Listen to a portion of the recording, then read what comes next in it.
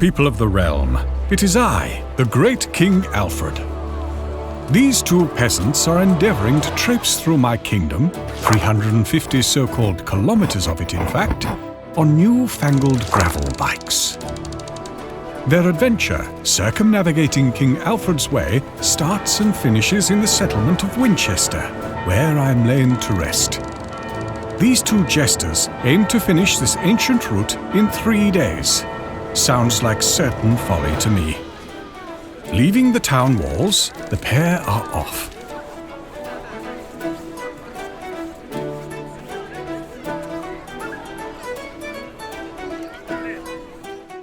Day one is the journey to Amesbury, which harbours rich, historic landscapes strewn by timeless single tracks and even a few Roman roads.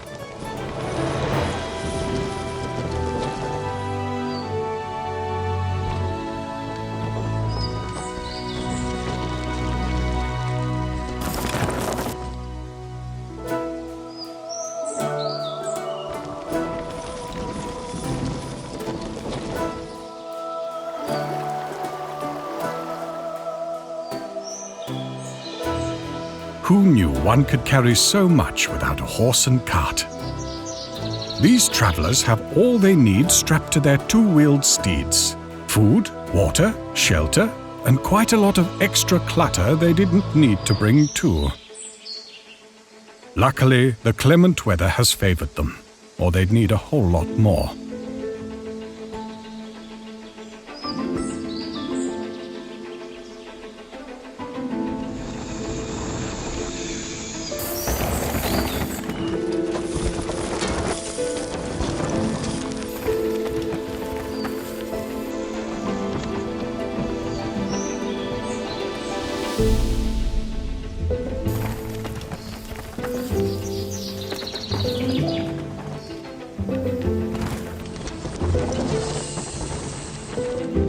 It's a wonderful sight, casting an eye over my kingdom day after day.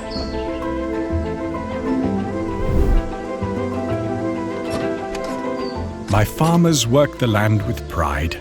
If only they had such pride in paying their taxes.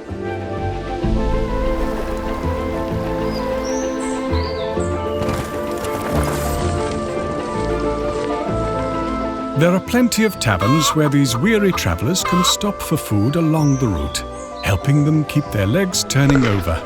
But they'll need to get a bloody move on or they shan't make camp before dark. Ah, the melancholic waterways of Wessex. It makes following the route all the easier.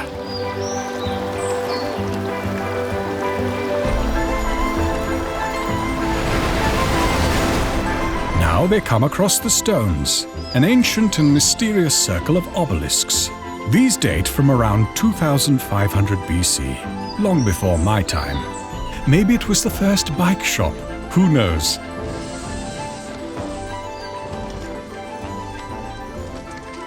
Ah, the Salisbury Plains. This New Age military training ground can play havoc with best-laid plans. And pray, these two peasants are clearly not knights fit for an army. Certainly none of my armies. But lo, the red flag is raised, saving their bones on the battlefield and avoiding the artillery. The long way round is but the only option. These plains offer never-ending skies and views of splendid isolation. It is also one of the flattest sections of the route. But beware, these lands are still treacherous. Giant green bulls made of steel pervade and can attack from anywhere.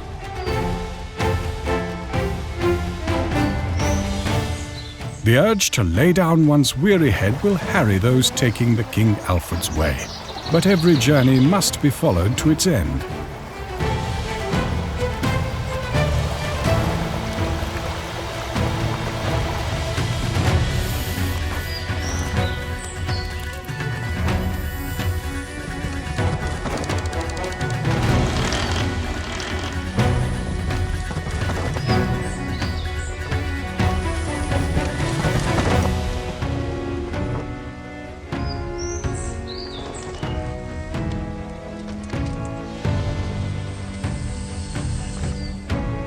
The Vale of Pewsy offers majestic views once you have navigated the creatures on the way up. An excellent leg burner before the last descent of the day, or so I'm told.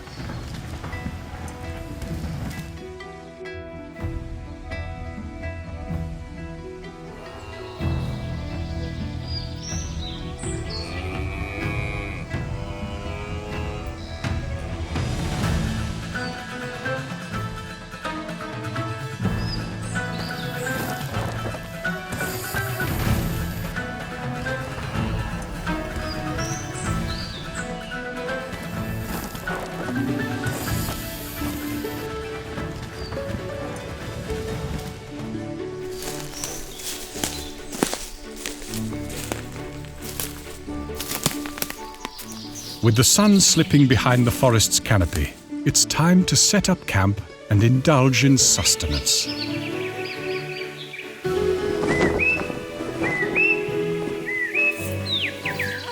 not doing the top anymore, it's too sunny.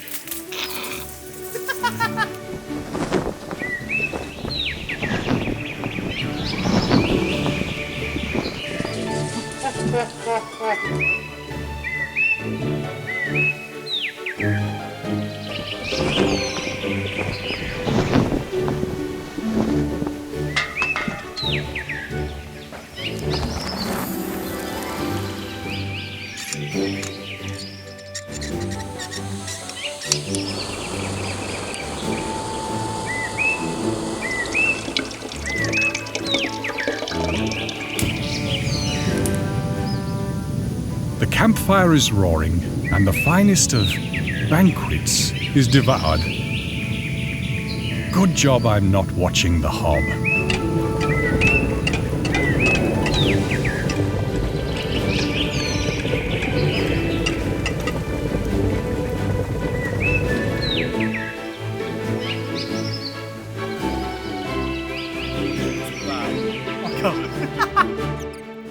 The first day was complete. It was time to dream of tomorrow's adventure.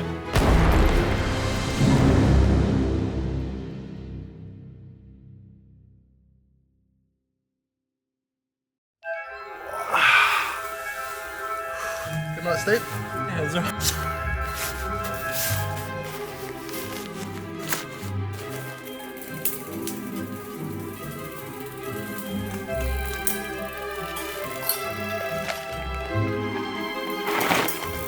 Camera, didn't I? A new day brings the challenge of the Ridgeway, a formidable route taking you all the way to Goreing.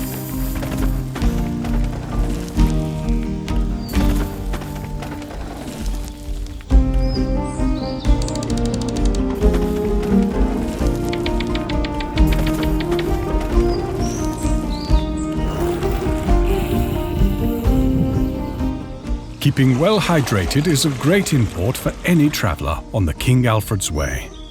And, although well signposted, a good cartologist is essential.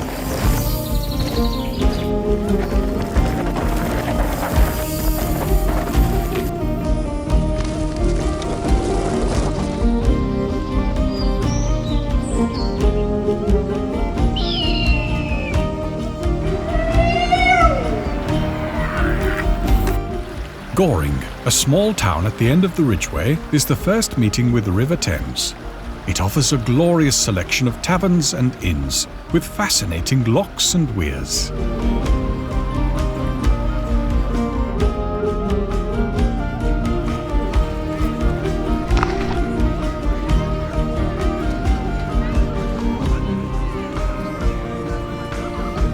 From here on, it's a sheltered, wooded stretch following the Thames to the town of Reading.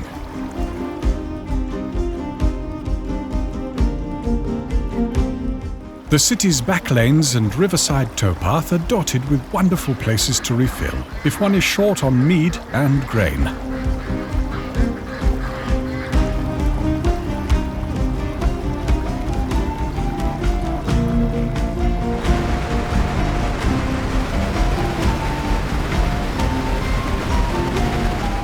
Once through the bustle of the town, it's to sleep for one last time before the final day.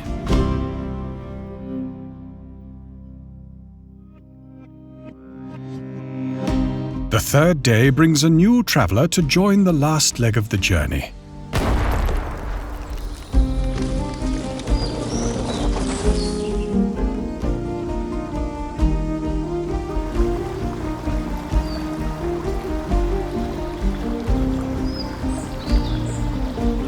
It would not be a real adventure without the occasional hiccup along the way. But with the right tools for the job, the trio set bravely on.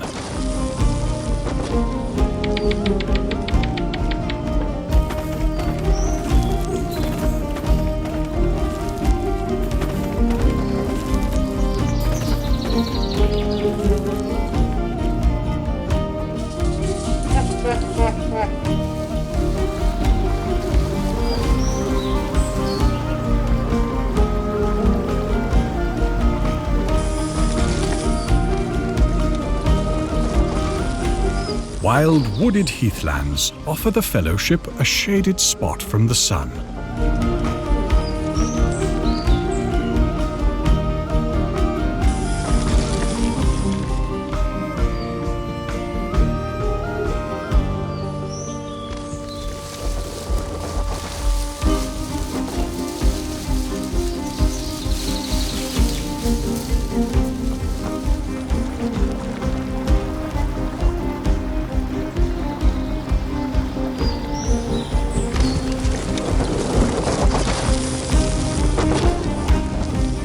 Once through the maze of dense fern, the riders tackle the dreaded Devil's Punchbowl. Legend has it the devil himself had scooped out the hollow to throw rocks at the Norse god of thunder, Thor. Others say it was something to do with glaciers. We'll never know. Enough of the fairy tales. Time for another feed.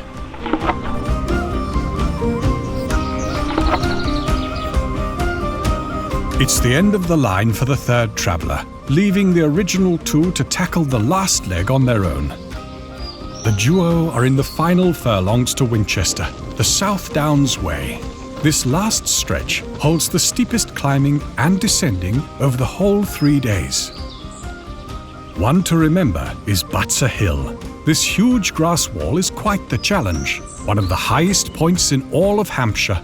One can even see the Isle of Wight on a cloudless day.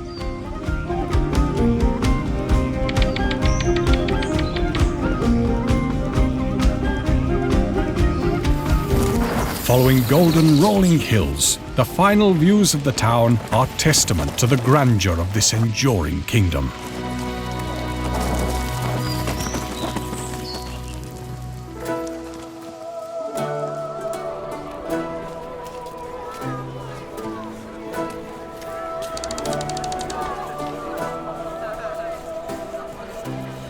Utterly exhausted, these travellers of Wessex are in dire need of a few pints of mead at the local inn.